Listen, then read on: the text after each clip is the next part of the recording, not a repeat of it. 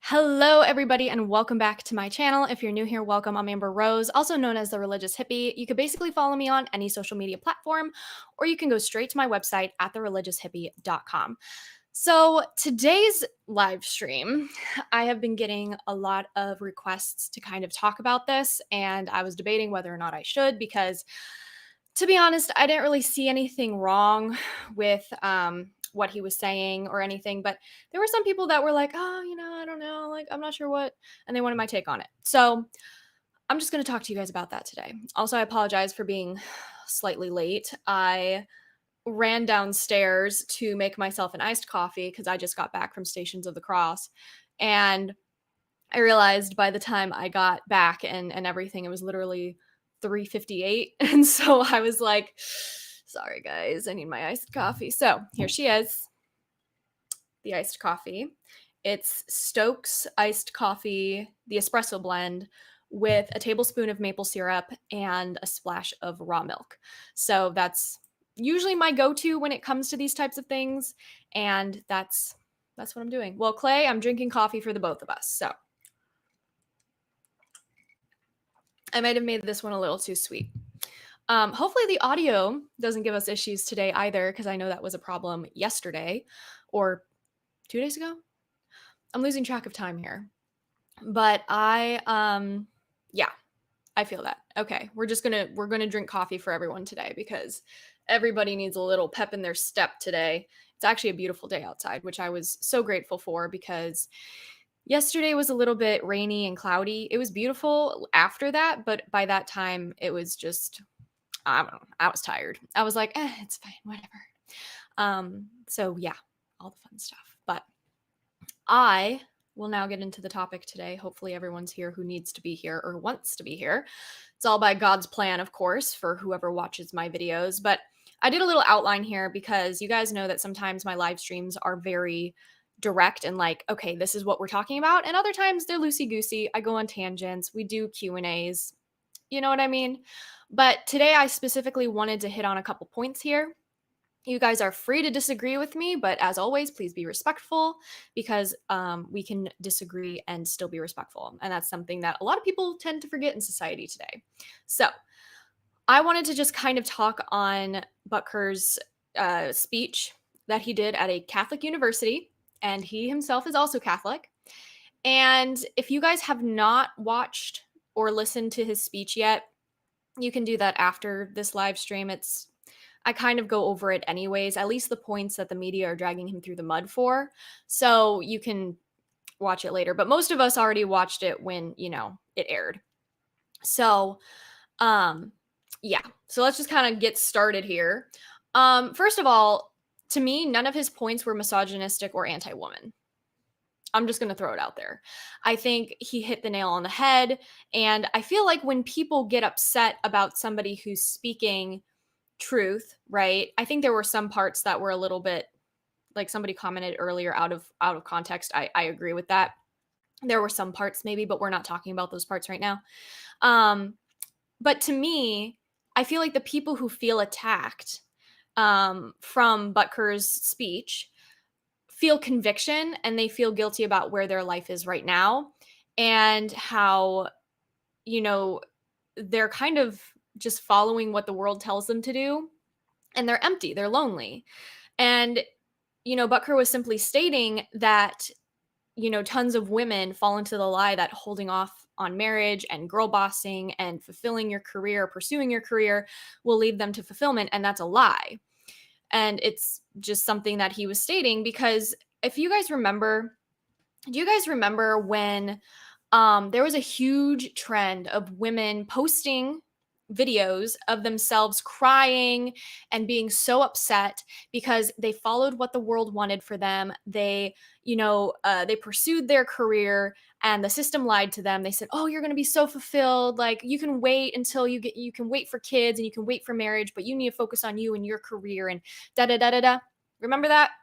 And then women were going online and crying because they felt so betrayed and lied to because they feel so unfulfilled and they're in their 30s now and they have no husband or no kids. They can't have kids anymore, some issue along those lines, and now they feel betrayed, they feel lied to, and they're stuck because they followed the system and the system lied to them. I also think he touched on amazing topics in the speech. He touched on abortion. He touched on, being at home and stuff, and the role of the wife, but also the role of the man and how men need to be at home too. And so there was a part here, when he was just tearing up about his wife and how his success is possible because of her, because she embraces her vocation and supports them as a mother, a wife, but also a homemaker, and because she embraces that, he is able to succeed, and it brings them closer together wholeheartedly. He says, I can tell you that my beautiful white wife, Isabel, would be the first to say that her life truly started when she began living her vocation as a wife and as a mother. I am on the stage today and able to be the man I am because I have a wife who leans into her vocation. I am beyond blessed with the many talents God has given me, but it cannot be overstated that all of my success is made possible because a girl I met in band class back in middle school would convert to the faith, become my wife, and embrace one of the most important titles of all, homemaker. So he's really building his wife up here. This is the support that we need in couples these days. This is support that we need in marriages. Because I don't know about you guys, but growing up on sitcom TV and stuff, the dad was always the idiot, the mom was always running the show, she wore the pants, she knew best, etc. The kids didn't like the parents and the parents were stupid. Like there was always something interesting, right, going on in sitcom TV when I was growing up. Marriage was never usually painted as a good thing. Usually it was divorce, lawyers, arguments, unhappiness, like disagreements constantly. Like there was never a TV show that I watched outside of Little House on the Prairie, Home Improvement, and those two that actually made marriage look good and made marriage look how it's supposed to look and what it's supposed to look. I already said that. And how it's supposed to be portrayed. And, yeah, marriage isn't easy. It's not something that we're all called to. But that's another thing. A lot of people thought that, like, oh, well, if I'm not a wife or a mother and I'm called to religious life or something, then, I'm not fulfilling my duties or something. Because some people are saying that that's what he said, but that's not what he said. Because right here, he's addressing specifically single women who want to get married, who are getting married, things like that. He's not addressing religious life because if you're going to religious life, you don't really have to worry about these specific things. But if you are trying to pursue a career and you're putting your career above trying to get married or above children or things like that, that's not good. You know what I mean? So then he goes on to tell women, for the ladies present today, congratulations on an amazing accomplishment. You should be proud of all that you have achieved to this point in your lives, in your young lives. I want to speak directly to you briefly because I think it is you, the women, who have had the most diabolical lies told to you. How many of you are sitting here now about to cross this stage and are thinking about all the promotions and titles you are going to get in your career? Some of you may go on to lead successful careers in the world, but I would venture to guess that the majority of you are most excited about your marriage and the children you will bring into this world. Notice how he said majority of you. He's not addressing every single woman who's ever crossed the face of the earth. He's not addressing religious people. He's addressing specific people in front of him right at that moment who might be putting their career above their God-given vocation. And to me, a lot of people will take that and be like, oh, he's saying if I'm not getting married or I'm not having kids, etc., then I'm not fulfilling life. That's not what he's saying at all. In fact, I think he, in a way, is kind of counteracting that because this is an anti-woman. This is just truth. You know what I mean? And like I stated above, even if, well, I don't actually know if I stated this yet, but even if your vocation is not going to be marriage, right? You, as I'm talking to women here, you are still going to be a mother. whether you choose religious life, marriage, or single consecration, we are all going to be um, mothers in our own way. And so he also calls the men to action. He says, as men, we set the tone of the culture. And when that is absent, disorder, dysfunction, and chaos set in, this absence of men in the home is what plays a large role in the violence we see all around the nation. Be unapologetic in your masculinity, fighting against the cultural emasculization of men. And that is so true. However, I will say that I do believe women more or less set the tone for the culture and for how men behave in society. If we stop doing OnlyFans, if we stop doing pornography, if we stop acting degenerately, I guess, then men are going to be forced to shape up in order to be good enough to marry us. Women need to be more picky, in my opinion. Um, and I do believe that men shouldn't wait around for women to shape up in order for them to, be better. I definitely think that they should be better and not wait around for that. But at the same time, you know, so many of us are failing in leadership. Women are failing because we're just letting ourselves being taken advantage of constantly. And then men are failing because they are not leading, they're not providing, they're not being the strong leaders that women can rely on to get married to and have kids with. And so it's kind of just this cycle. And so eventually somebody's going to have to start it. And I definitely think our generation is at that point where we are going to go back to traditional marriage and traditional families and things of that nature, which is so important. But, men have a responsibility and many men fail. And you fail in responsibilities outside of, in everyday life when you don't have Christ at the center of your life. That is how you fail. You could fail in other areas, but no greater failure is there than when you do not have God at the center of your life. And that is so important. And I definitely think when it comes to men need to be picky too. But for the majority, women are the ones who will really set the standard for what they're looking for in a spouse. And so if the women start to shape up and they start taking their faith seriously and they don't give it away constantly to people, then men are eventually going to have to shape up too. So then he went on to say, I say all of this to you because I have seen firsthand how much happier someone can be when they disregarded the outside noise and moved closer and closer to God's will in their life. Isabel's dream, his wife, her dream of having a career might not have come true, but if you asked her today if she has any regrets on her decision, she would laugh out loud without hesitation and say, heck no. And I believe there is nothing more fulfilling to a woman than pursuing her God-given nature to be a mother. Whether that is a spiritual mother, in some ways, because that's just our nature, that's nurturing. And to be a mother is to fulfill our God-given roles, whether, again, you have your own kids or you're a spiritual mother or something of that nature. And so to me, I definitely think that the violence we see on the streets today, all of this, fatherless homes are huge nowadays. People are like, oh, but divorce rates are going down. Divorce rates are going down because nobody's getting married.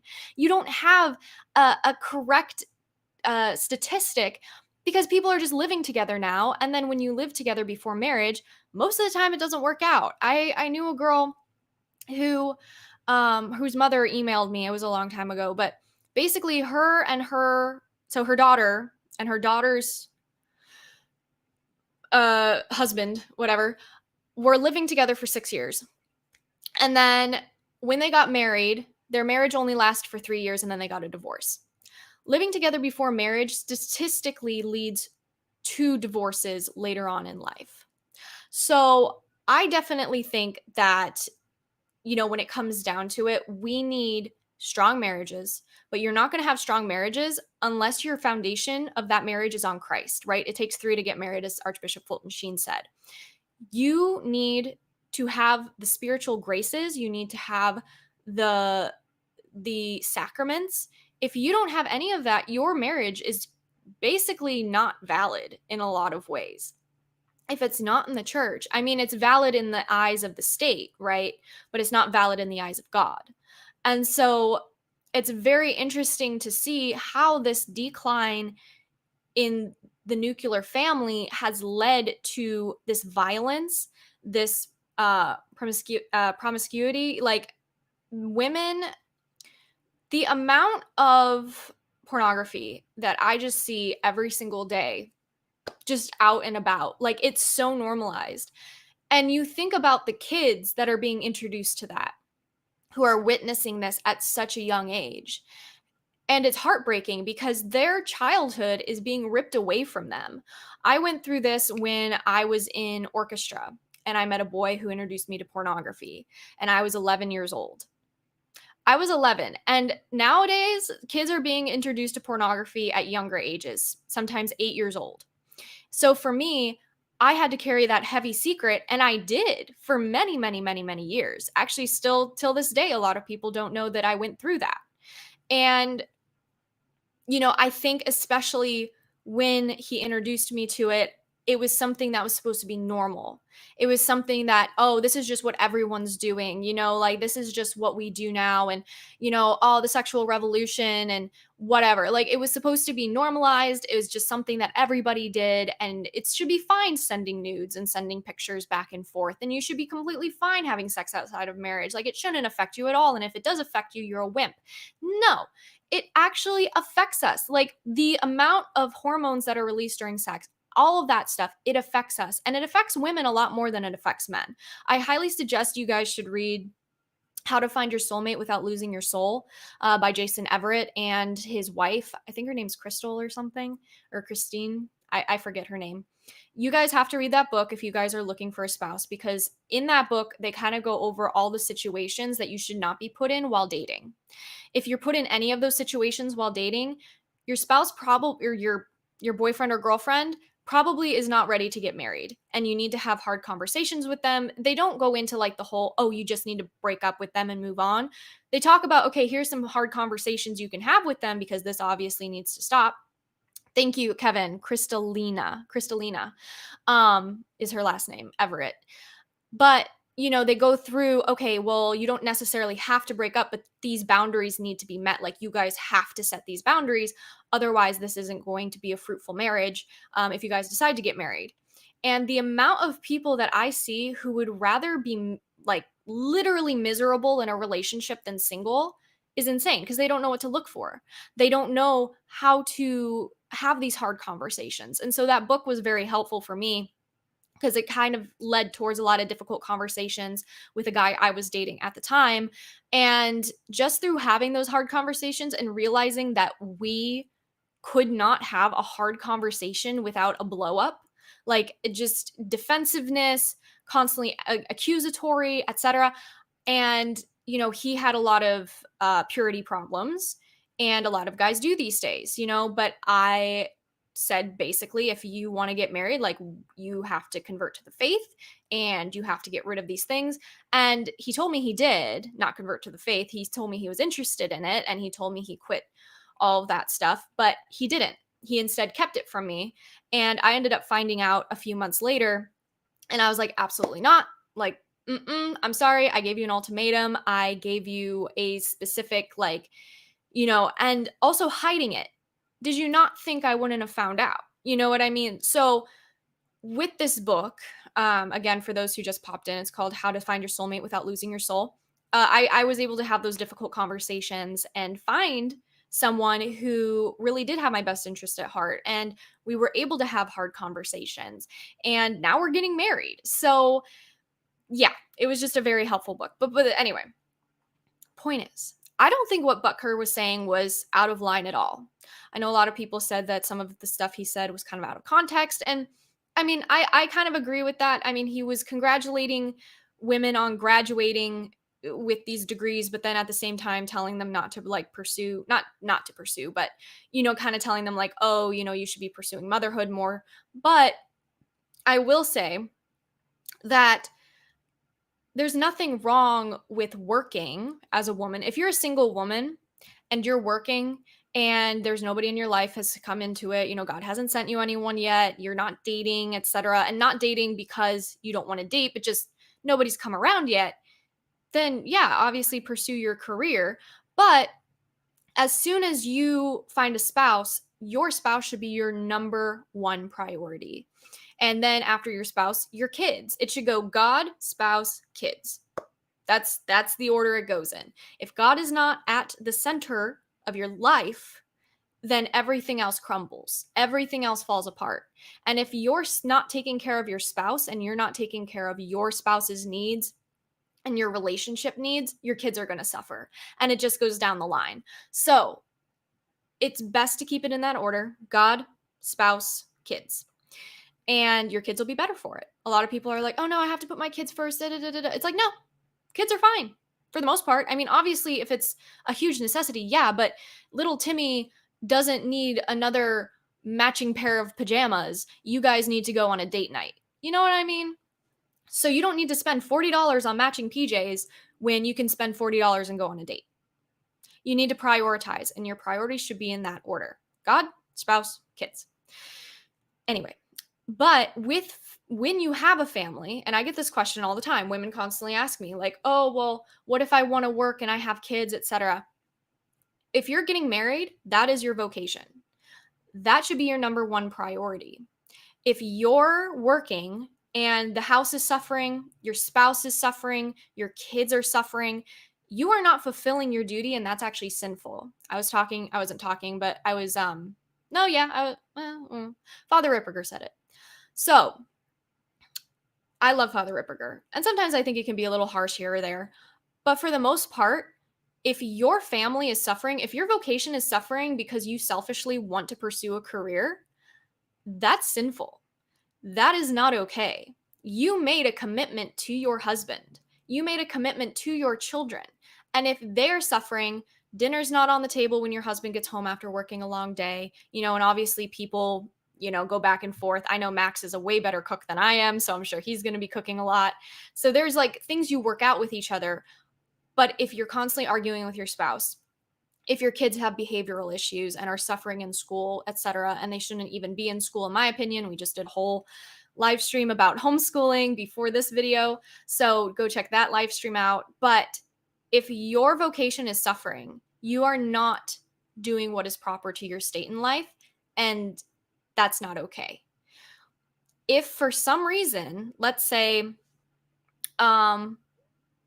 I don't know, like you're able to work part-time from home or something, and it's not, taking over, and you're able to do that. Yeah, it's going to take some budget cuts. You're not going to be able to buy the fancy soap from Bed Bath and Beyond every month, and you're not going to be able to have, your $45 wine every night.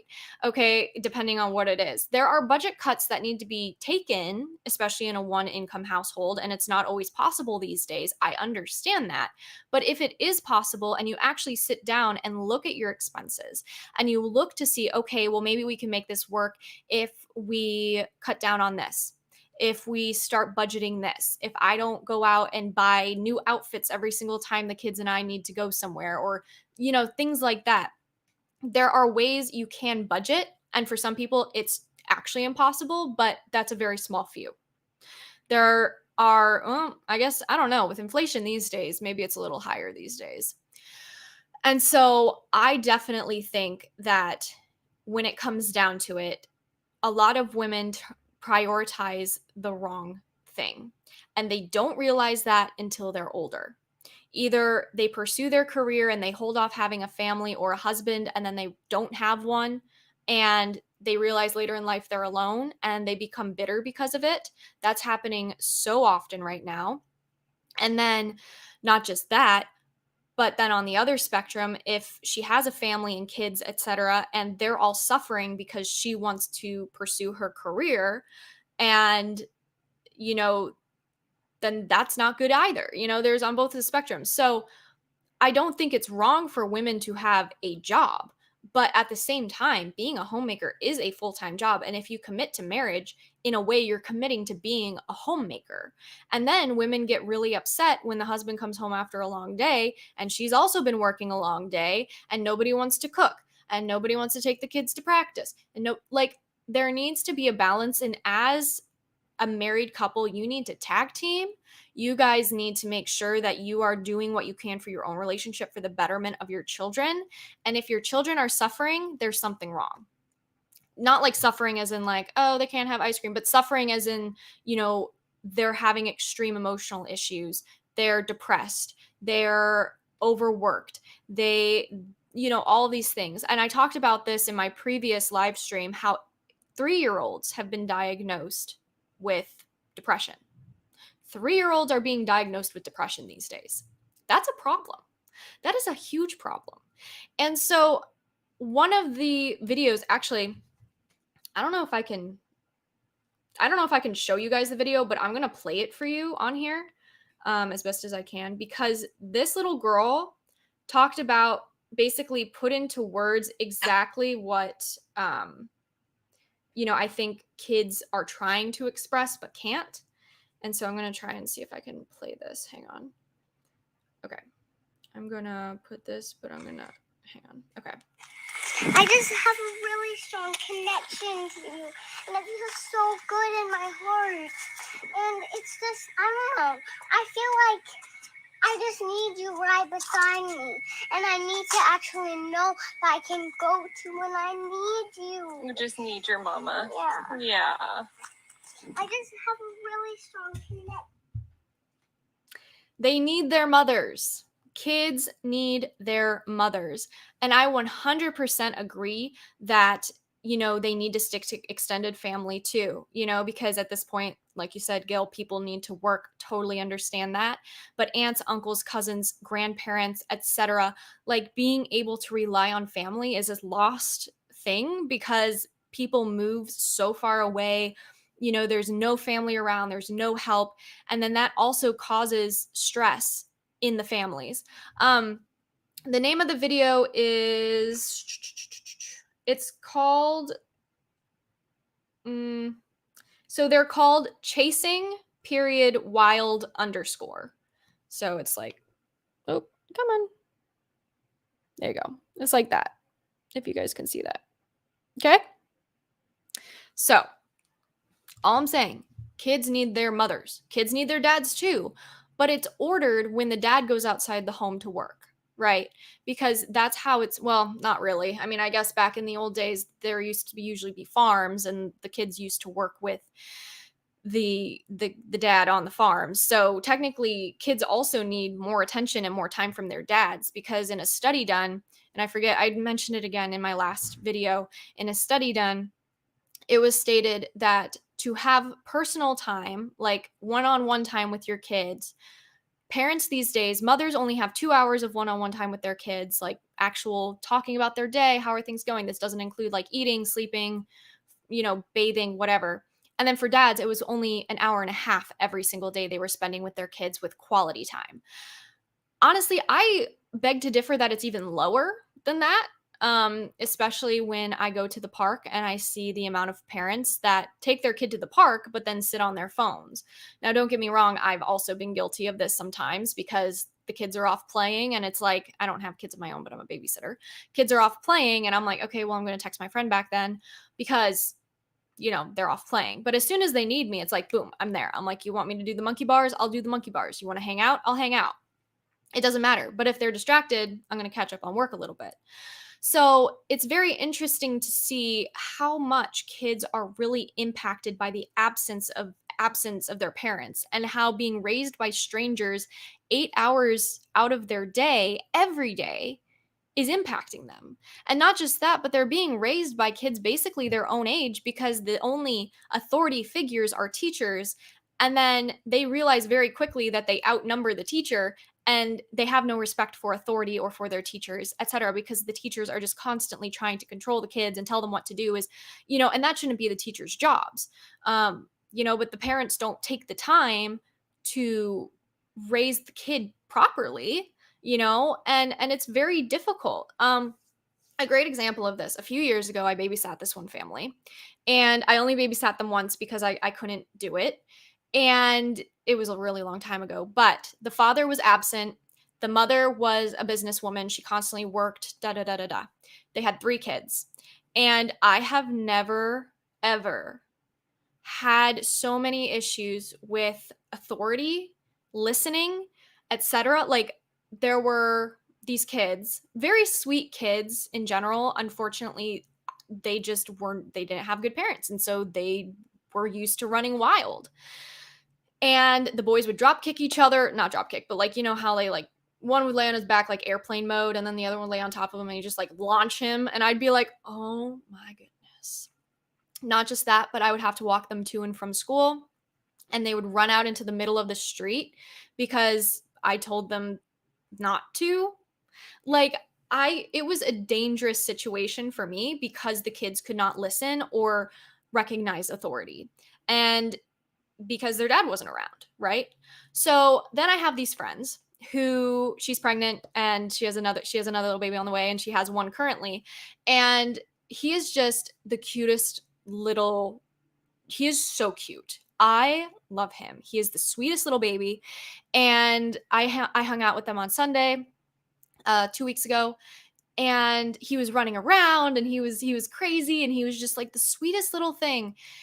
And I noticed a huge difference in how the boy was acting because he was watching his dad treat his mom. And his dad was so present and so just ready to teach him anything or give him a tool or figure out something, that the boy really respected his dad. You could tell. And the boy can't even stop, like, he can't even talk yet.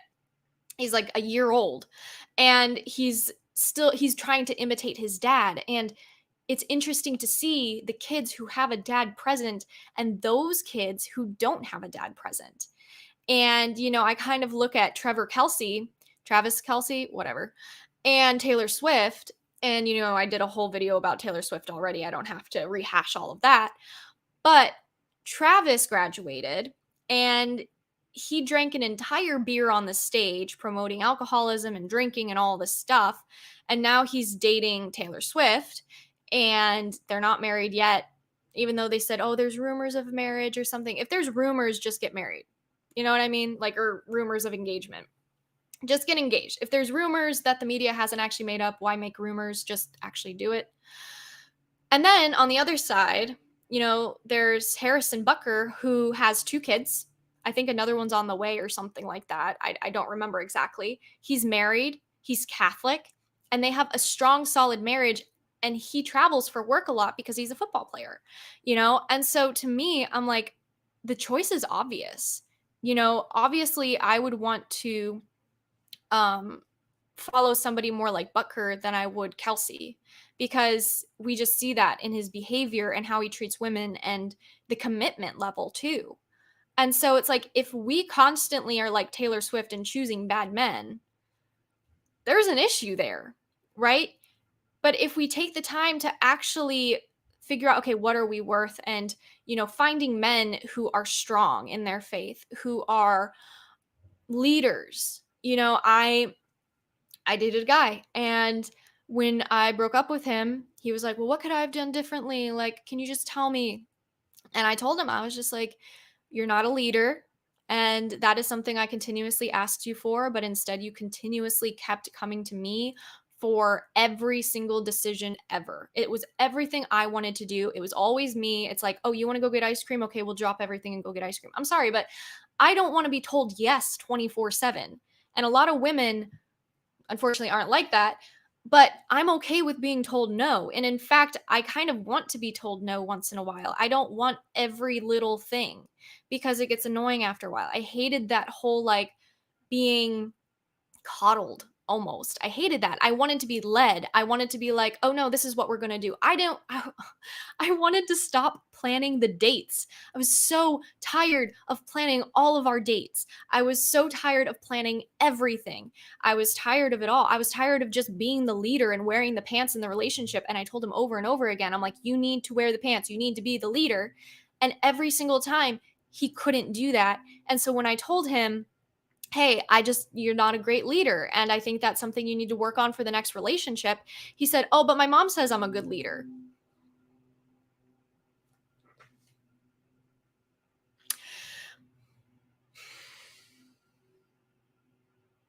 I don't think I have to explain any further.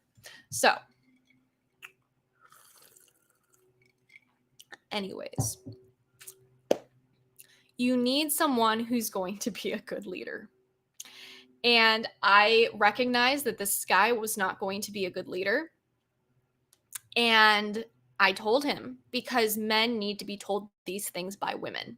They need to be told, hey, you're lacking in this area. And obviously, it needs to be realistic. You can't tell him to grow a couple inches if he's like 5'8", but I'm saying he needed to be a leader. He needed to be in his faith. And he wasn't in either of those things. And he would constantly lie to me about them. And he would say, oh, yeah, no, I'm praying and I'm pursuing God, etc. But he never actually was. It was only when I was around. And it's easy to see that, it's very surface level, and it's easy to see past the surface levelness.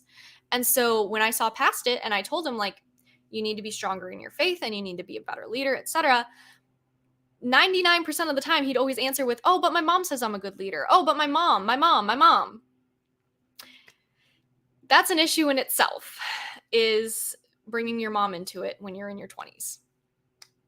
So anyways, that is my kind of tidbit on all of this. I know that was kind of a rant and stuff, but I did want to touch on that because people were asking about my opinion on Butker, and that's my opinion. I don't think he said anything wrong. I don't think it was anti-woman. I don't think it was misogynistic. I think there were a lot of women who were clapping and who were agreeing with him in the audience. And it's a Catholic college. He's a Catholic man and he has conservative values. Obviously, he's going to say stuff like this.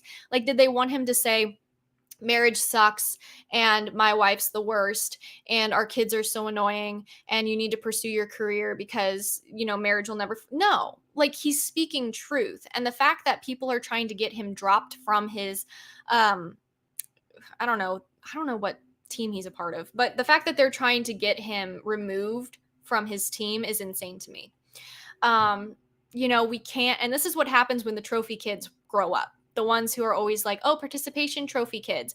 Like, oh, if you don't agree with me 100%, we need to destroy your reputation and we need to destroy your career and we need to just, basically stomp you down so that we feel better about ourselves. And that's what we're seeing today. So anyways, that was my tidbit. I know this is a little bit of a shorter video. Oh, actually, no. It's actually about the length of most of my videos, but hope you guys enjoyed. I'd love to know what your guys' thoughts were in the comments below, but please, again, be respectful of everybody because disrespect is not necessary. Anyways, love you guys. Hope you guys have a great rest of your day, and I'll talk to you guys later. Bye.